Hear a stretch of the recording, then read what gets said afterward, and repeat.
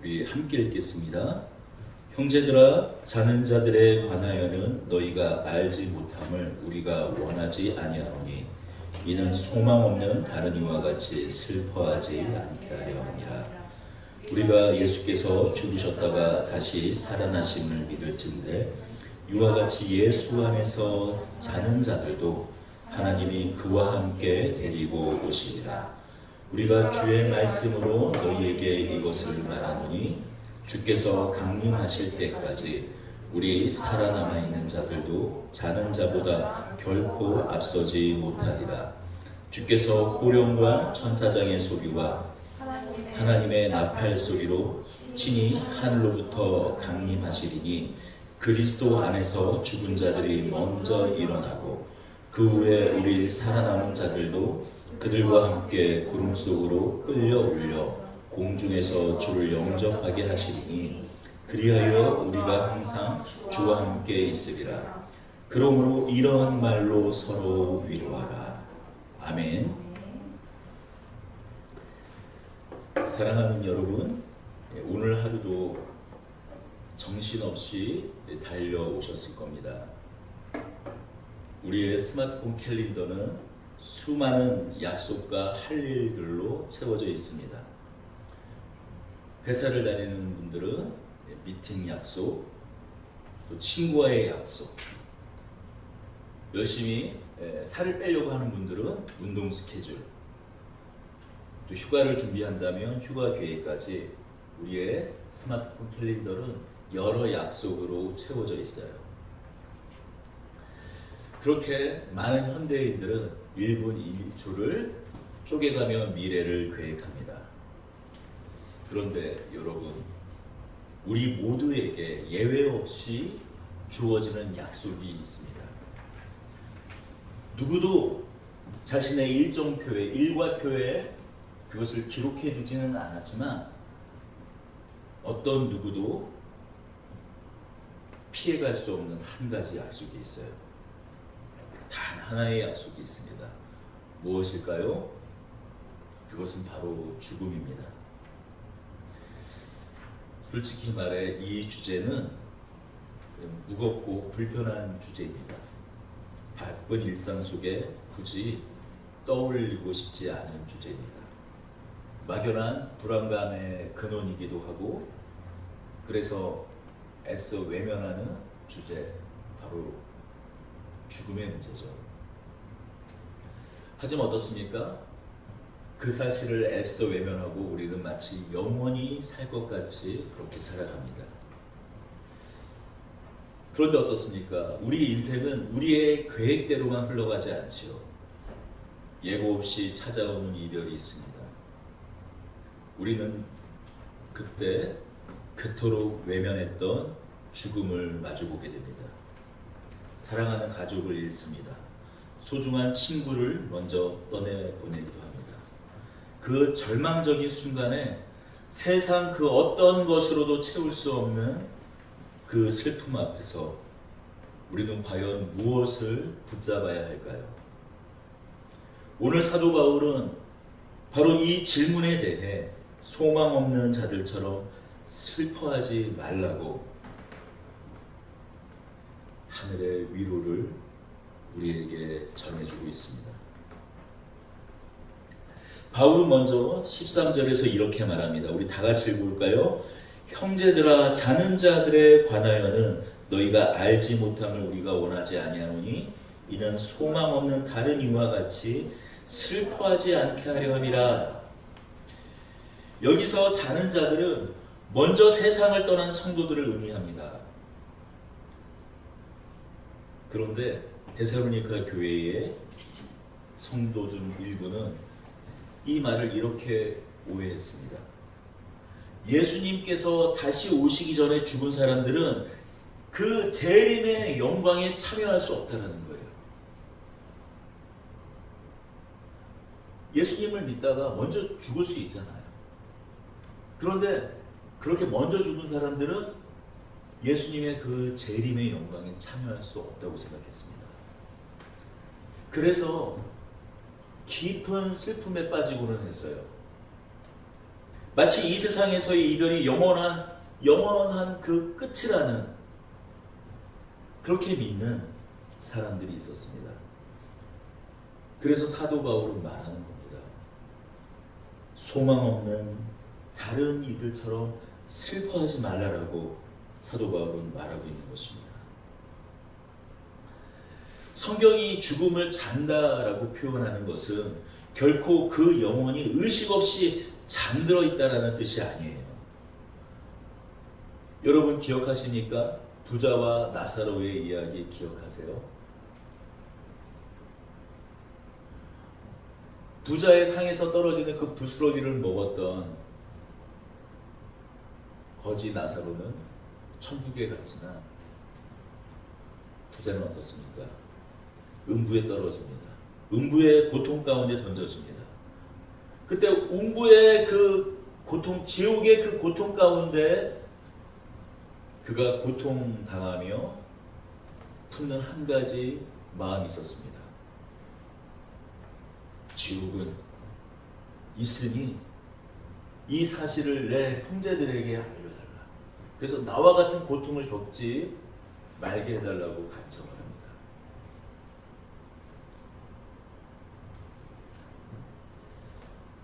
무엇을 전제로 하는 이야기입니까? 죽음 이후에 우리에게 의식이 있다라는 거예요.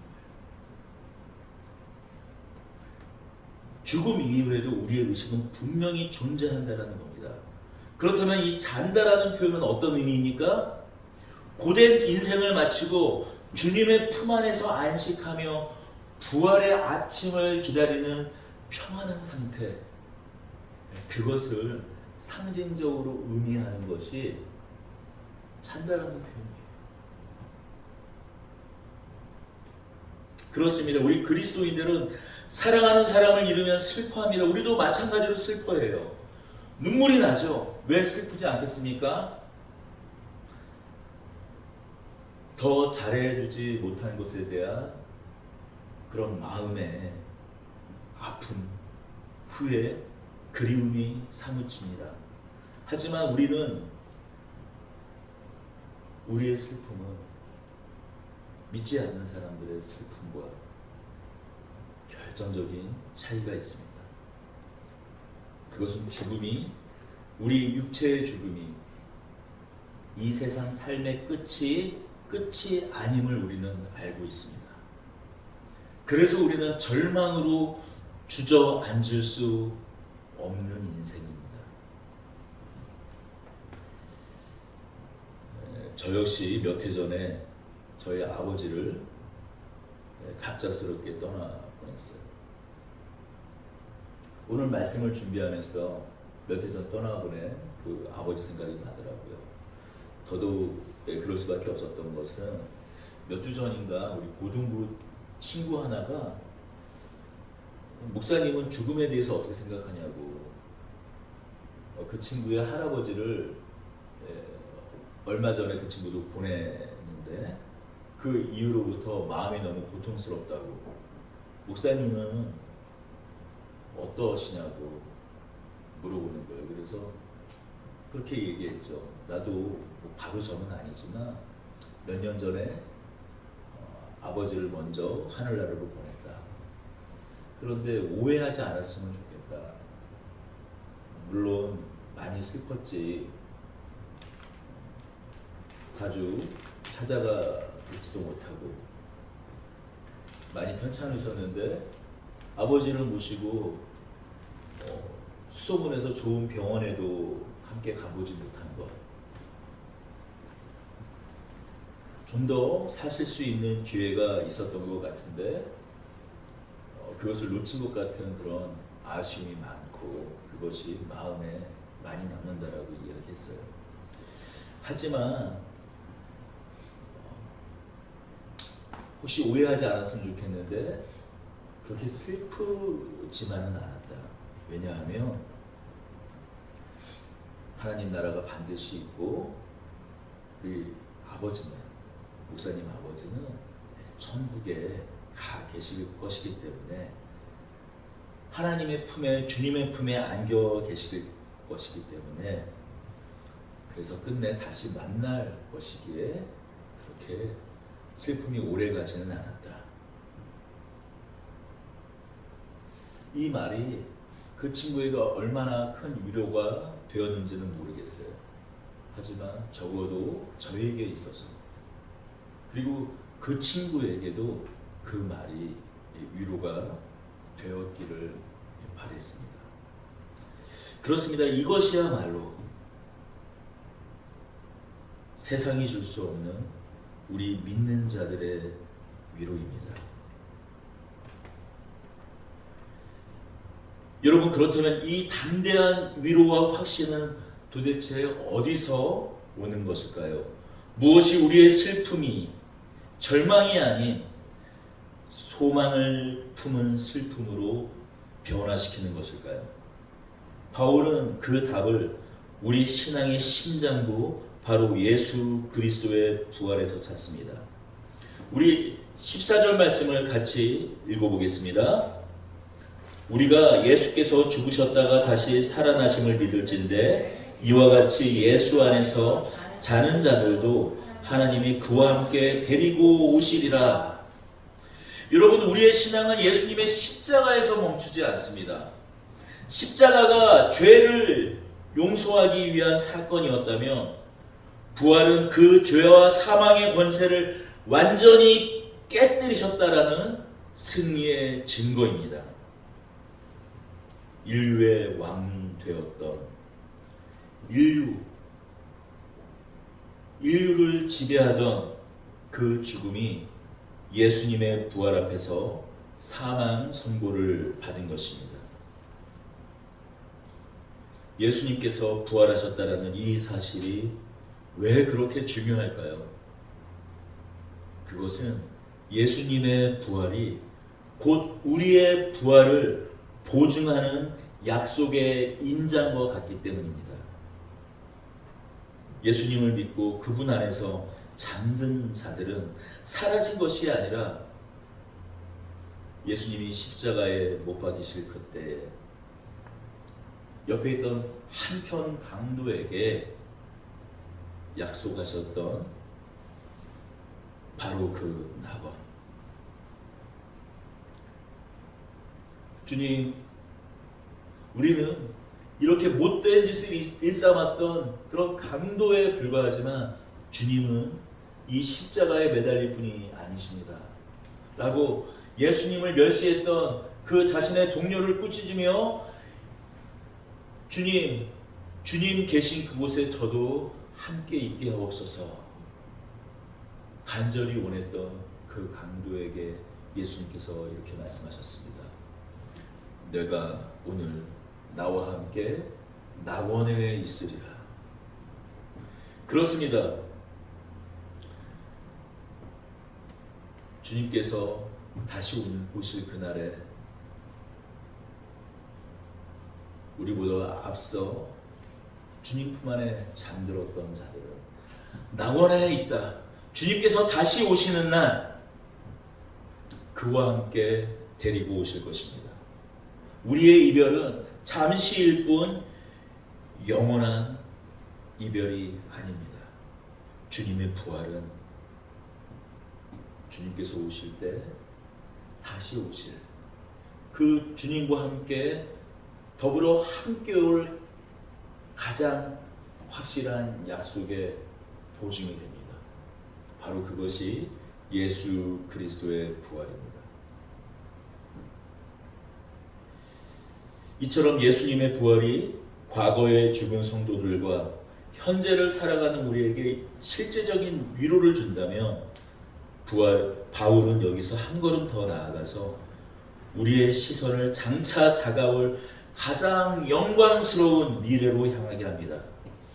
우리의 위로는 단지 죽음 이후에 그 막연한 안식에 그치는 것이 아니라 인류 역사의 마지막을 장식할 그 찬란한 승리의 날을 향한 생생한 기대감으로 바꿉니다. 16절과 17절은 마치 한 편의 장엄한 영화의 클라이막스와 같습니다. 우리 16절과 17절을 다시 한번 읽어볼까요? 주께서 호령과 천사장의 소리와 하나님의 나팔 소리로 친히 하늘로부터 강림하시리니 그리스도 안에서 죽은 자들이 먼저 일어나고 그 후에 우리 살아남은 자들도 그들과 함께 구름 속으로 끌어올려 공중에서 주를 영접하게 하시리니 그리하여 우리가 항상 주와 함께 있으리라. 여기서 강림이라는 단어가 등장합니다. 파루시아라는 단어입니다. 이 파루시아라는 단어는 우리에게 한 가지 그림을 보여줘요. 당시 예수님 당시는 로마가 세상을 지배하던 때였습니다. 로마 황제가 승리하고 자기 자신이 다스리던 도시로 개선할 때 사용되었던 단어가 바로 이 파루시아라는 단어예요. 강림하다라는 단어예요. 로마 제국의 황제가 승리에 입성을 합니다. 그때 모든 도시의 시민들은 로마 황제를 맞으며 그 개선문 앞에서 마중 나갑니다. 상상해 보십시오. 이 땅의 모든 어둠과 슬픔을 끝내기 위해 만왕의 왕이신 우리 주님께서 승리의 함성과 함께 하늘로부터 오시는 그날의 풍경을 사도 바울은 로마 황제의 승리의 입성, 그것을 상징하는 단어 파루시아라는 단어를 사용해서 예수님의 승리의 입성, 예수님의 다시 오심을 그려내고 있습니다. 그때 가장 먼저는 주님 안에서 먼저 잠든 우리의 아버지 또는 우리의 어머니 또는 내가 사랑했던 동료, 친구들, 그들이 먼저 부활할 것입니다. 영광스러운 몸으로 부활할 것입니다. 썩지 않을 영광스러운 몸으로 부활하여 일어날 것이에요. 그리고 그 뒤를 이어 이 땅에서 그날을 맞이한 우리 또한 순식간에 호련히 변화될 것입니다. 이어서 우리는 마치 개선 장군과 같이 입성하는 그런 로마 황제를 로마 시민들이 맞이했던 것처럼 우리는 공중으로 들어 올려져 부활하신 영원한 왕이신 승리의 왕이신 주님을 맞이할 것입니다. 공중에서 그토록 그리워했던 이들과 함께 우리 주님을 맞이할 것입니다. 여러분, 이것은 단순히 신화나 상상이 아니에요.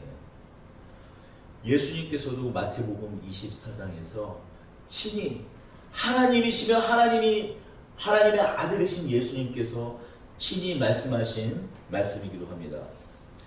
우리 함께 마태복음 오늘 본문 말씀을 잠시 클립해두고 마태복음 24장 29절에서 39절을 우리 찾아 큰 소리로 읽도록 하겠습니다. 마태복음 24장입니다.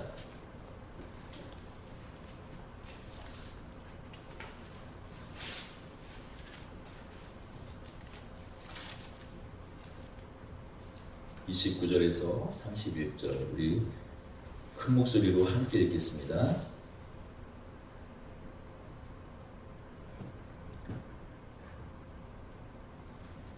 다 같이 읽습니다. 그날 환란 후에 즉시 해가 어두워지며 달이 빛을 내지 아니하며 별들이 하늘에서 떨어지며 하늘의 권능들이 흔들리리라. 그때 인자의 징조가 하늘에서 보이겠고 그때 땅의 모든 족속들이 통곡하며 그들이 인자가 구름을 타고 능력과 큰 영광으로 오는 것을 보리라. 그가 큰 나팔 소리와 함께 천사들을 보내리니 그들이 그의 택하신 자들을 하늘 이 끝에서 저 끝까지 사방에서 모으리라. 천사장의 큰 나팔 소리와 함께 인자 우리 구주 예수 그리스도께서 오시는 그날에 땅끝 이쪽에서 저 끝까지 사방에 흩어진 우리들을 모으신다라고 예수님이 말씀하고 계십니다.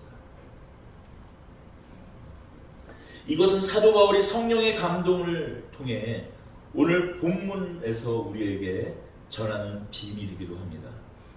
이 땅의 모든 수고와 눈물이 끝나고 하나님 나라가 완전히 임하는 그 영광스러운 재회의 날,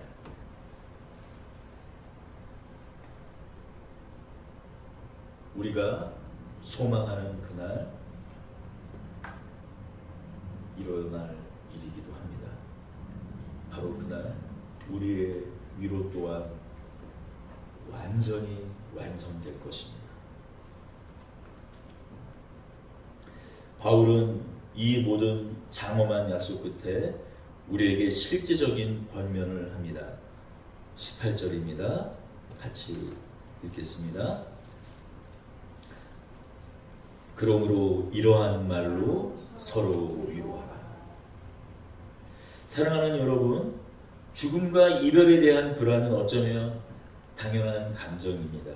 하지만 우리는 그 불안과 슬픔에 잠식되도록 내버려 던져진 존재들이 아닙니다.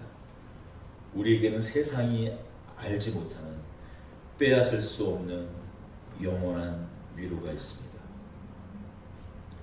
인생의 허무함이 밀려올 때, 사랑하는 사람을 잃은 슬픔에 주저앉고 싶을 때, 믿음으로 사는 것이 마치 손해처럼 여겨질 때, 그렇게 지쳐갈 때, 여러분 기억하십시다. 우리의 마지막은 끝이 아니라 새로운 시작이라는 이 사실을 기억하시기 바랍니다. 우리의 종착역은 차가운 무덤이 아니라 주님과 함께하는 영원한 생명의 나라인 것을 잊지 마시기 바랍니다. 우리 그때까지 바쁜 일상에 치여 잊고 살지라도 이 부활의 소망과 재림의 약속이 오늘을 살아가는 여러분의 가장 큰 힘이 되고 가장 확실한 위로가 되기를 주님의 이름으로 간절히 축원합니다. 네, 기도하겠습니다. 사랑의 주님, 우리가 그날을 바라며 소망합니다. 우리 일상 가운데에서 때론 그 날을 잊어버리고 삽니다. 우리도 마찬가지로 마치 오늘이 다인 것처럼 아둥바둥 살아갑니다. 그래서 손해보기 싫고, 그래서 이기고만 싶고, 때로는 내가 오늘 이루지 못하는 그 어떤 것 때문에 가슴 아파하며 절망스러워하곤 합니다.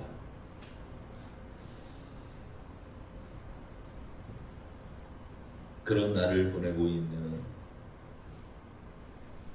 오늘, 주님 오늘의 이 말씀이 저희에게 소망이 되게 하여 주시옵소서.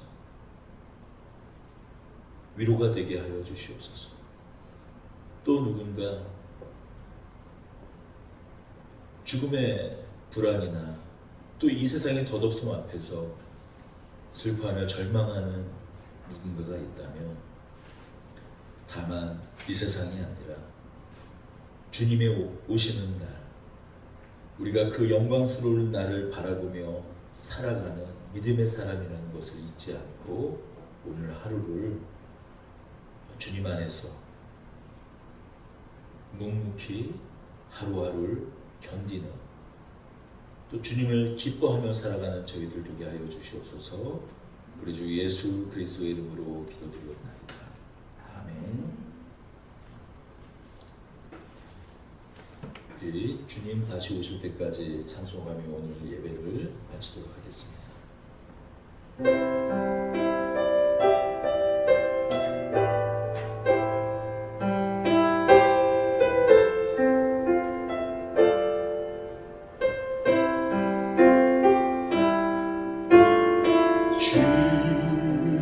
다시 오실 때까지 나는 이 길을 가리라. 좁은 문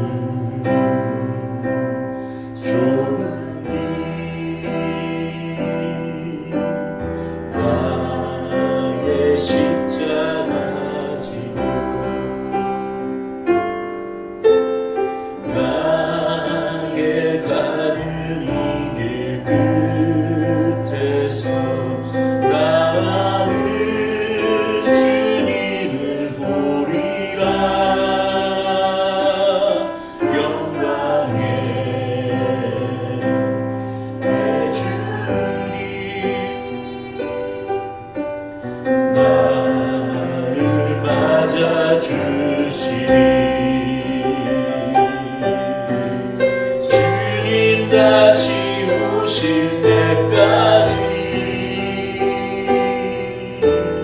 나는 일어나 달려가리라. 주의 영광 온 땅 덮을 때 나는 일어나 노래하리. 내 사모하는 주님 온 세상 꾸짖으시라. 내 사모하는 주님 영광의 왕이시라.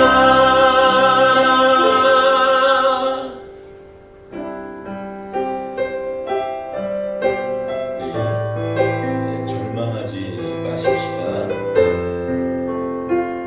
또 우리가 마주하는 여러 또 아픈 일들에서 우리가 다만 슬픔에 빠지기만 하지도 마십시다.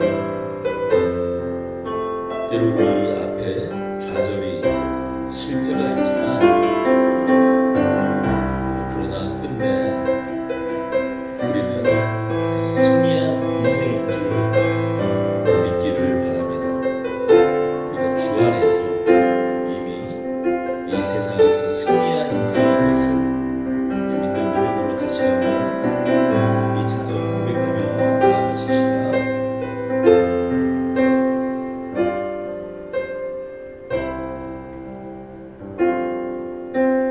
주님 다시 오실 때까지 나는 이 길을 가리라.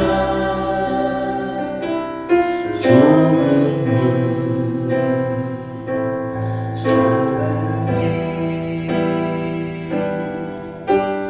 나의 십자가 지고 나의 가는 이 길 끝에서 나는 주님을 보리라. 영광의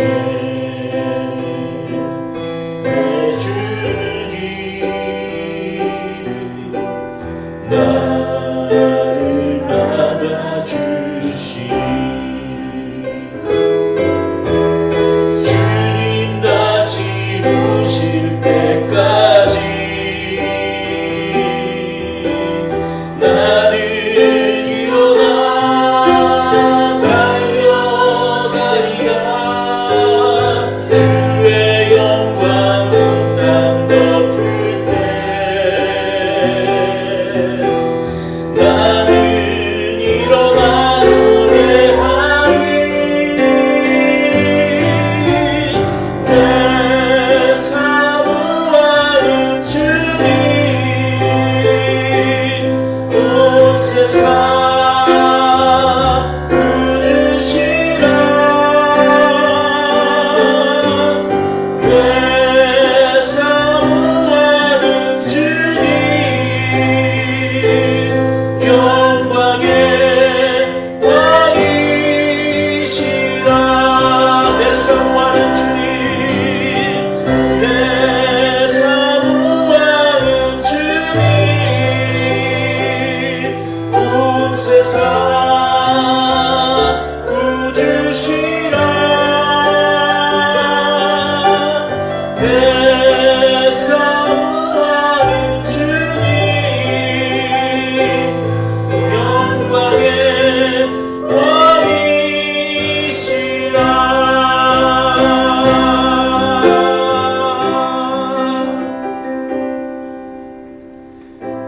이제는 하나님 아버지의 극진하신 사랑과 우리 주 예수 그리스도의 다함이 없는 은혜가 다만 이 세상 그것을 끝으로 보는 사람들이 아니라 영원한 생명의 나라를 꿈꾸며 하나님 나라를 꿈꾸며 소망하는 여기에 있는 모든 더드림 교회 권속들 위해 가족들 위해 성령님의 교통하심과 역사하심과 위로하심이 영원토록 함께 계실지어다.